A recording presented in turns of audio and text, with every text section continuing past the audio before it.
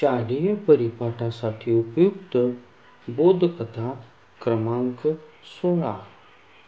विद्यार्थी मित्रांनो, आपण आज जी बोधकथा पाहणार आहात त्या बोधकथेचं नाव आहे लाडूची चोरी.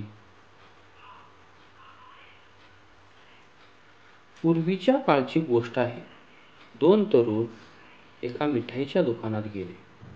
दुकानदाराचे लक्ष दुसरीकडे आहे हे पाहून त्यातल्या एका मुलाने जवळच असलेल्या एका थाळीतील एक लाडू उचलला आणि दुसऱ्या मुलाच्या हाती दिला.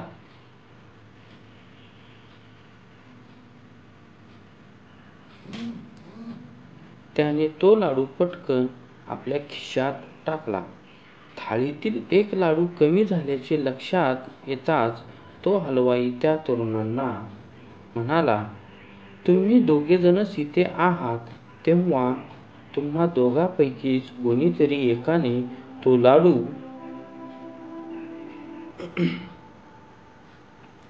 चोरला आहे."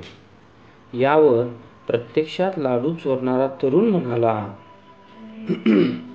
"देवाशपथ मी खरं सांगतो की लाडू माझ्याकडे नाही."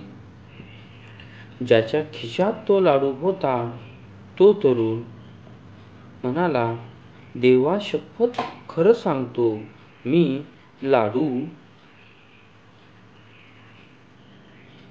मुळीच चोरलेला नाही." दुकानदाराला खरे काय ते माहीत असूनही केवळ यांच्या भाषिक कसरतीमुळे त्यांची चोरी सिद्ध करू शकला नाही.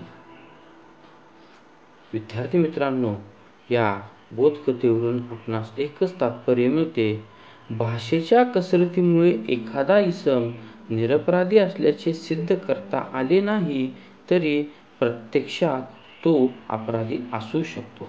विद्यार्थी मित्रांनो, जर तुम्हाला माझी ही बोधकथा आवडली असेल तर नक्की माझ्या चॅनलला सबस्क्राईब करा, शेअर करा आणि लाईक करा.